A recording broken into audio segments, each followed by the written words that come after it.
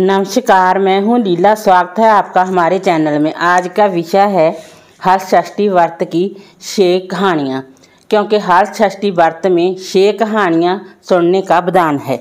हलषष्ठी व्रत की पहली कहानी। बहुत समय पूर्व चंद्रव्रत नामक एक प्रतापी राजा था, जिसका एक पुत्र भी था। राजा ने नगर के समीप एक तालाब खुदवाया था, परंतु उसमें जल नहीं रहता था। कितना भी जल भरा जाए तुरंत ही सूख जाता था। जलहीन तालाब को देखकर नगरवासी राजा को कोसते थे। राजा सदैव दुखी रहते और कहते थे कि मेरा दान और धर्म दोनों नष्ट हो गया। एक दिन सपने में वरुण देव ने राजा से कहा कि यदि तुम अपने पुत्र की बलि दोगे तो तालाब जल से भर जाएगा। प्रातःकाल राजा ने सपने की बात दरबार में बताई और कहा कि मैं अपने इकलौते पुत्र का बलिदान नहीं कर सकता, चाहे तालाब में पानी रहे चाहे ना रहे। राजा की बात सुनकर राजकुमार बोला, मैं स्वयं अपनी बलि दे दूंगा, क्योंकि मेरे बलिदान से पिता यश बढ़ेगा तथा जनता को सुख मिलेगा। यह कहकर राजकुमार स्वयं तालाब की तलहटी में जाकर बैठ गया और उसके प्रभाव से तालाब तत्काल जल से भर गया। उसमें कमल के पुष्प खिल गए तथा सभी जल जंतु बोलने लगे। राजा ने यह समाचार सुना और दुखी होकर वन को चला गया। वन में 5 स्त्रियां हलषष्ठी माता की पूजा कर रही थी। राजा द्वारा व्रत विधि पूछने पर स्त्रियों ने माता की महिमा का वर्णन दिया, जिसको सुनकर राजा वापस लौट आए और रानी से कहा कि तुम भी हलषष्ठी माता का व्रत तथा पूजन करो। राजा की बात सुनकर रानी उसी दिन से व्रत रखकर पूजा करने लगी, जिसके प्रभाव से कुछ समय बाद राजकुमार तालाब से बाहर आकर खेलने लगा। राजा यह सुनकर प्रसन्न हुए और राजकुमार को महल में ले आए। तभी से रानी प्रतिवर्ष हलषष्ठी माता का व्रत करने लगी। हलषष्ठी व्रत की दूसरी कहानी। उज्जैन नगरी में एक पुरुष की 2 स्त्रियां रेवती और मानवती थी। भाग्य से मानवती के 2 लड़के थे, परंतु रेवती के कोई संतान न थी। सौत के 2 लड़कों को देखकर वह हमेशा ईर्ष्या से जला करती थी। एक दिन ईर्ष्या के वशीभूत होकर वह मानवती से बोली, हे बहन, तुम्हारे पिता बहुत बीमार है, उन्होंने तुम्हें देखने के लिए बुलवाया है। अभी एक राहगीर यह संदेश देकर गया है। यह सुनकर मानवती अपने दोनों पुत्र रेवती को सौंपकर पति की आज्ञा लेकर अपने पिता के घर चली गई। इधर रेवती ने सौत के दोनों लड़कों को मारकर गांव के बाहर जंगल में फेंक दिया। इधर मानवती पिता को सकुशल देखकर चकित हुई और अनिष्ट की शंका से वापस लौटने लगी। तब मानवती की माता बोली कि हे बेटी, आज हलषष्ठी माता का व्रत है, आज मत जाओ। बात सुनकर मानवती ने व्रत रखकर शाम को हलषष्ठी माता का पूजन किया और प्रार्थना की कि हे माता, मेरे बच्चों को संकट से बचाए रखना तथा दीर्घायु करना। दूसरे दिन वह माता पिता को प्रणाम करके अपने घर को चली। गांव के बाहर अपने दोनों बच्चों को खेलता देखकर सोचने लगी कि मेरे बच्चों को जहां कौन लाया है। तब बच्चों ने कहा कि हमें तो वे माता रेवती ने मारकर जहां फेंक दिया था। सायंकाल देवी माता आकर हमें जीवित दान दे गई है। इसे हलषष्ठी माता की कृपा मानकर मानवती माता का गुणगान करती हुई अपने घर को आई। गांव की सभी स्त्रियां सुनकर आश्चर्य करने लगी और उसी दिन से सभी हलषष्ठी माता का पूजन तथा व्रत करने लगी। हलषष्ठी माता की तीसरी कहानी। दक्षिण दिशा के एक सुंदर नगर में एक धनवान ग्वाला रहता था। उसकी पत्नी अत्यंत चालाक तथा कंजूस थी। अपने 5 पुत्रों के साथ सुख से रहती थी। एक समय हलषष्ठी के दिन वह ग्वालन गाय के दही को भैंस का दही बताकर सारा दही बेच आई, जबकि इस दिन भैंस का दही लेने का विधान है। इस पाप से 5 पुत्र मर गए। तब ग्वालन माता पटक पटक कर रोने लगी। इतने में उसकी एक पड़ोसन ने आकर उसका हालचाल पूछा। उसने रोते हुए सारी बात बताई। तब वह बोली, ग्वालन, तुम तुरंत सभी के घर जाकर वह दही वापस लेकर भैंस का दही देकर आओ। यह सुनकर ग्वालन सभी के घर जाकर वह दही वापस लेकर भैंस का दही दे आई, जिससे हलषष्ठी माता का कोप शांत हो गया और उनकी कृपा से ग्वालन के 5 पुत्र जीवित हो गए।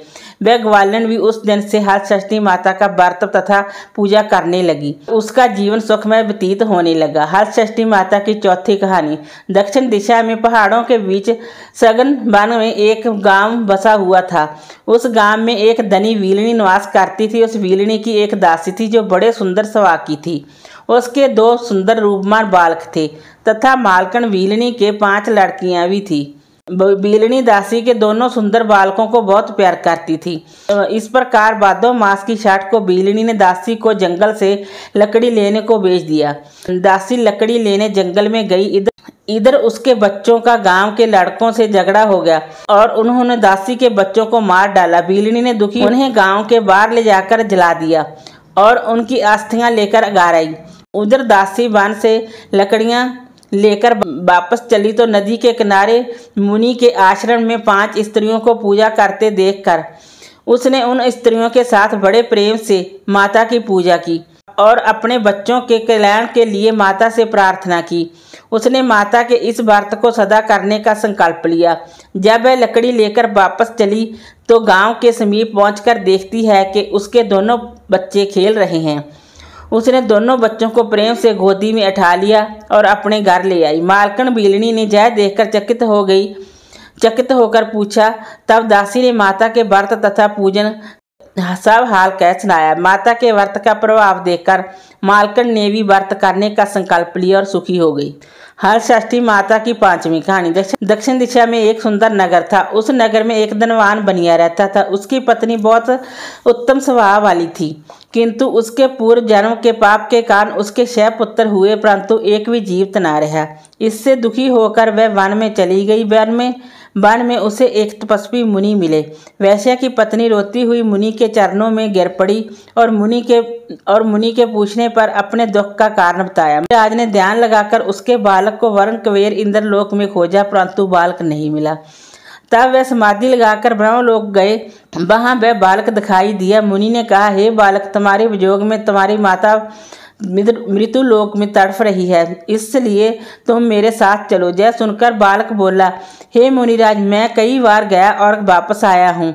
अब गर्भ के दुख से मैं दुखी हूँ, अतः अब मैं नहीं जाऊंगा। मुनिराज ने उसे बहुत समझाया, परंतु वह तैयार नहीं हुआ और मुनिराज से बोला, उनसे कहना कि वह मुझे पाने के लिए हलषष्ठी माता का व्रत करे और व्रत के प्रभाव से मेरे उत्पन्न होने पर मेरी पीठ पर पोता से प्रहार करे, तो इस क्रिया से मैं दीर्घायु हो जाऊंगा। यह सुनते ही मुनि की समाधि खुल गई और उन्होंने सामने बैठी वैश्या पत्नी पुत्र का संदेश कह सुनाया। वह संतुष्ट होकर घर वापस आई और समय आने पर हलषष्ठी व्रत किया। पुत्र रत्न उत्पन्न होने पर उसने पूजा के अंत में बालक की पीठ पर पोता मारा, जिसके प्रभाव से वह दीर्घायु हो गया। अब वह वनिक पत्नी के सदैव हलषष्ठी माता के व्रत करने का संकल्प लेकर सुखपूर्व जीवन व्यतीत करने लगी।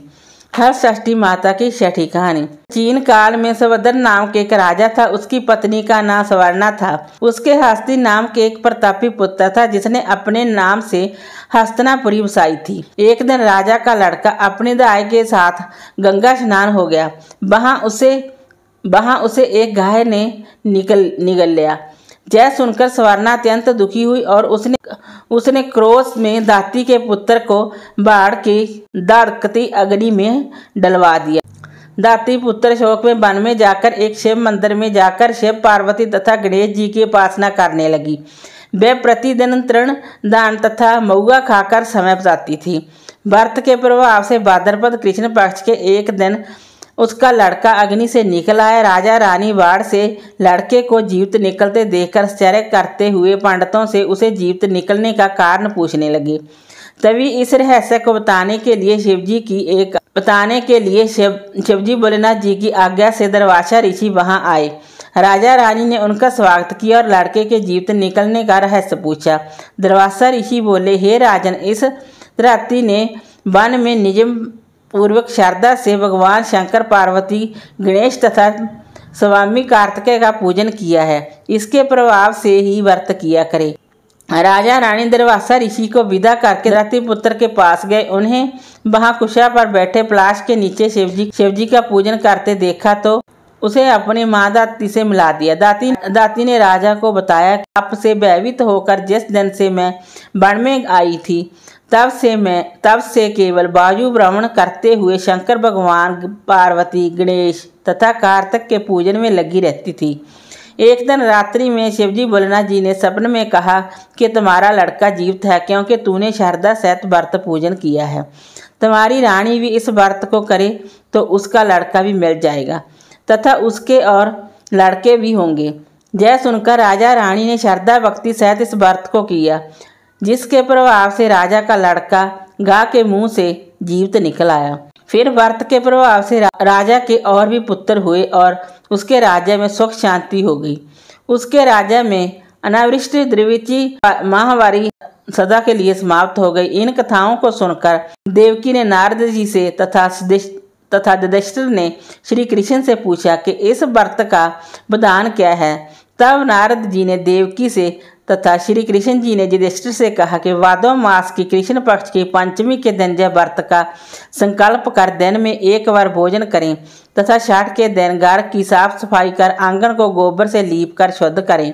नदी तालाब या कुएं के जल से स्नान कर एक बार का धुला हुआ कपड़ा धारण कर सौभाग्य के समस्त श्रृंगार से सुशोभित होकर दोपहर के बाद सुंदर स्थान पर गोबर से लीप कर चौक बनाकर हल षष्ठी माता की मूर्ति बनावे या कागज पर भैंस के घी में सिंदूर मिलाकर मूर्ति बनाकर पीड़ा या कुशा या पलाश के पत्तों के आसन में स्थापित करें और पूर्व मुख होकर पूजा करें।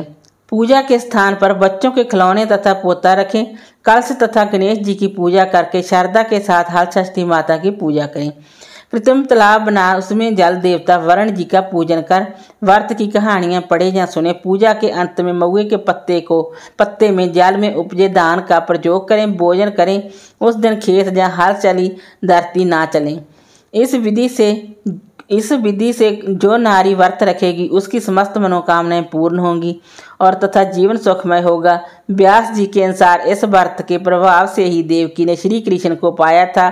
युधिष्ठिर और द्रौपदी ने व्रत की महिमा सुनकर बहु उत्तरा के साथ व्रत किया, जिसके प्रभाव से उत्तरा के गर्भ से मृत बाल को जीवित पाया, जिसका नाम परीक्षित पड़ा।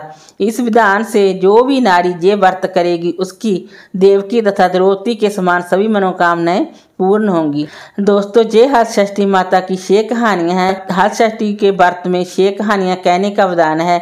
मेरी ये एक कोशिश अगर आपको पसंद आई हो तो आप वीडियो को लाइक करें, शेयर करें और चैनल को सब्सक्राइब करें।